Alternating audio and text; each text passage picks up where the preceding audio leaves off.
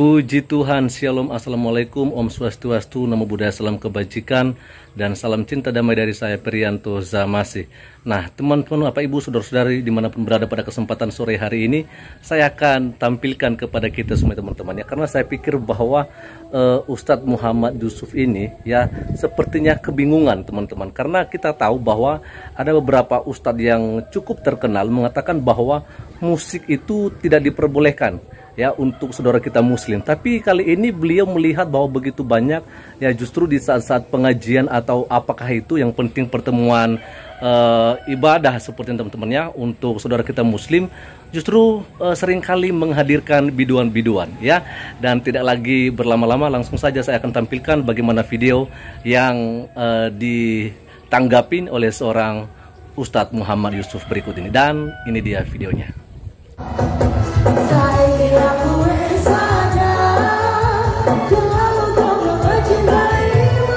Assalamualaikum warahmatullahi wabarakatuh. Terima kasih kepada Bapak Ibu semuanya yang telah mengklik video ini.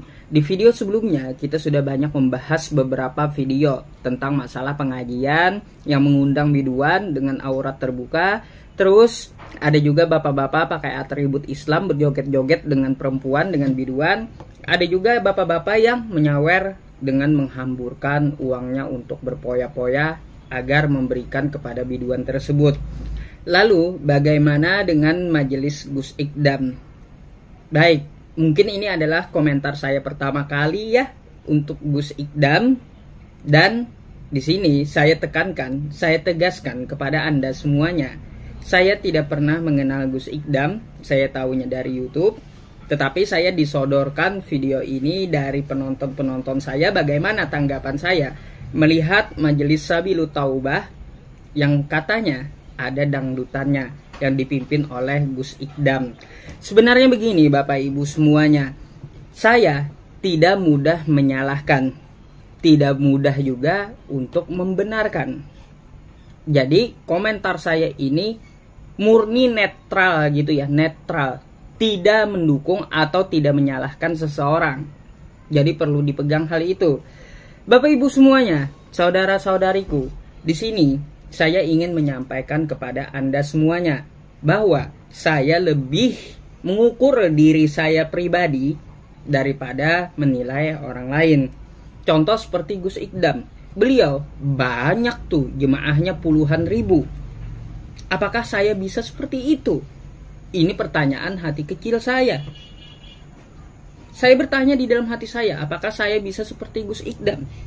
Bahkan orang di luar agama Islam datang ke pengajiannya. Ada orang Buddha, ada orang Kristen, ada yang pemabuk, lalu taubat, masuk ke majelis Gus Ikdam. Ada juga biduan yang taubat, masuk ke majelis Gus Ikdam. Apakah saya bisa seperti itu gitu loh.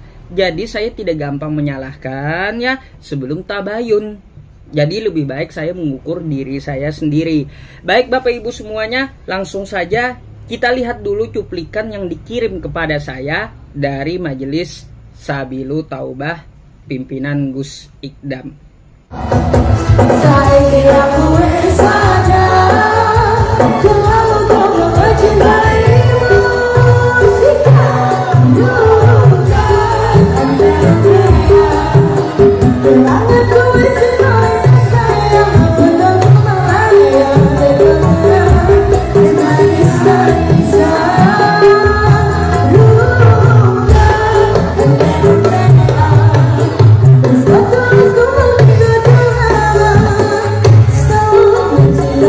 Bapak Ibu semuanya, berdakwah itu susah. Nabi kita aja yang sudah jelas-jelas betul banyak yang menentang. Apalagi kita manusia biasa pasti banyak kritikannya ya.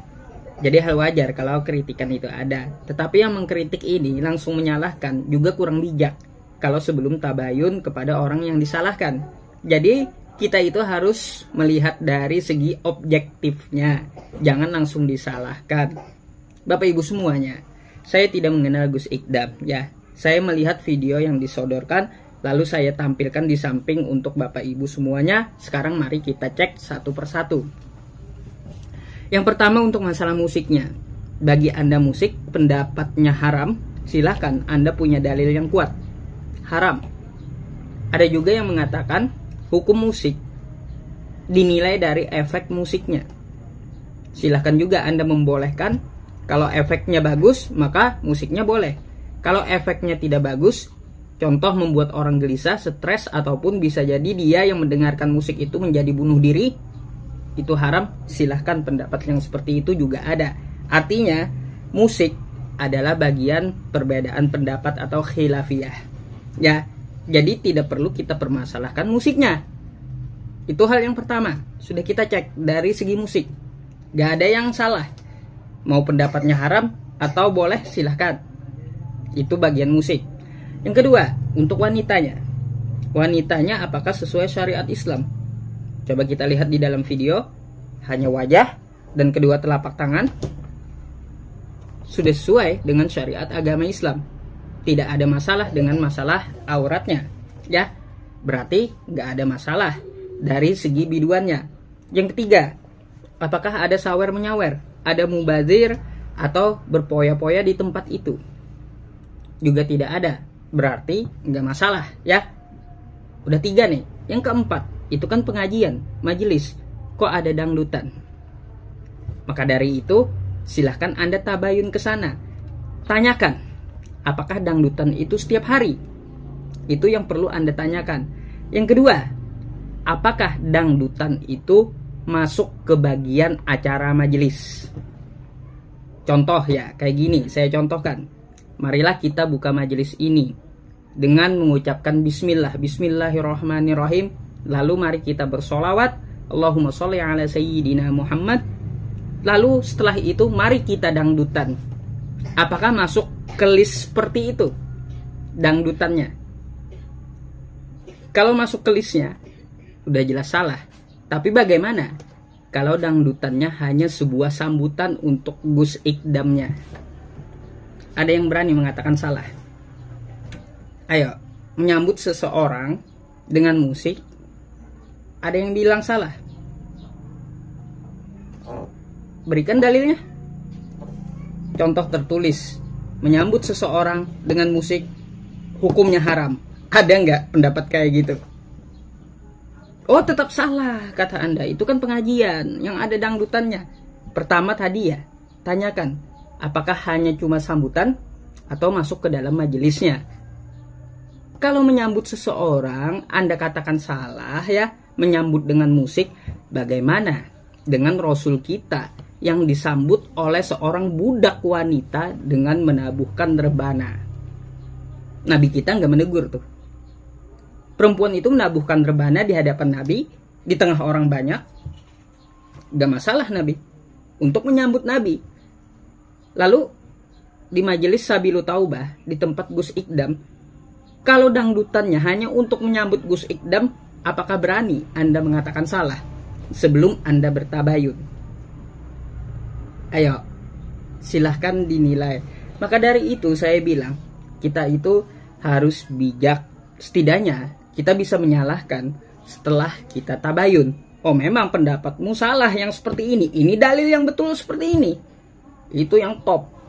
Jangan langsung menyalahkan. Ini adalah pendapat pribadi saya ya. Jadi kita telaah satu persatu. Jangan mudah untuk menyalahkan. Mari ukur diri kita sendiri. Apakah kita bisa seperti orang yang kita kritik? Jamaahnya banyak. Bahkan ada orang di luar agama Islam yang datang untuk mendengarkan majelisnya. Itulah Gus Ikdam.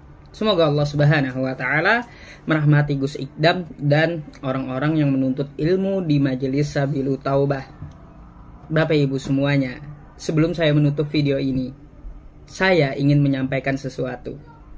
Kita mengubah kebiasaan seseorang itu tidaklah langsung instan, perlu bimbingan dan didikan. Andai ada seorang bayi yang baru lahir, Anda suruh untuk langsung lari, itu sesuatu yang mustahil. Andai ada seorang mu'alaf yang baru mu'alaf, lalu Anda suruh dia baca Al-Quran secara baik dan benar dan lancar, itu adalah sesuatu yang mustahil. Andai ada seseorang yang bertaubat, baru dia taubat, Anda suruh dia langsung ceramah dan menjabarkan ilmu agama Islam, langsung jadi alim, itu adalah sesuatu yang sangat mustahil. Jadi prosesnya seperti apa, ikuti didikan dan bimbingannya. Saya rasa Gus Ikdam pun paham apa yang saya sampaikan gitu ya. Yang penting kita ketika melihat video itu jangan langsung mudah untuk menyalahkan dan langsung menghukumi. Jelas? Baik, saya Muhammad Yusuf undur diri. Assalamualaikum warahmatullahi wabarakatuh. Oke teman-teman, jadi itu aja ya yang bisa saya bagikan kepada kita semua pada kesempatan sore hari ini. Dan kita sudah lihat bersama bahwa memang di saat-saat pengajian, apakah itu majelis atau apakah itu namanya, kepada mereka yang jelas bahwa memang biasanya dihadirkan yang namanya biduan. Saya nggak ngerti untuk apa, tapi kalau di kita sih sebenarnya itu nggak ada ya. Paling juga kalau misalnya ada yang nyanyi-nyanyi begitu, emang pelayan-pelayan yang sudah dipersiapkan ya teman-teman. Artinya memang mereka ini adalah hamba-hamba Tuhan yang sudah biasa melayani pekerjaan Tuhan ya, sebagai pemimpin pujian, singers, atau choir yang memang sudah terlatih adanya. Jadi bukan diundang dari luar dan bukan juga hanya untuk menghibur ya, bukan untuk menghibur, tapi memang dengan tujuan mengisi waktu ya, dan paling tepat atau paling pentingnya adalah memuliakan nama Tuhan ya, untuk menyenangkan hati Tuhan teman-teman. Tapi ya saya lihat di sini sepertinya mereka menghadirkan biduan ini hanya sebagai hiburan saja ya, untuk saudara-saudara kita yang hadir pada saat pertemuan-pertemuan mereka seperti itu ya. Oke, sekian saja dan selamat sore. Tuhan Yesus memberkati kita semua. Shalom, assalamualaikum, Om Swastiastu, Namo Buddhaya, salam kebajikan dan salam cinta damai dari saya Perianto Zamasi.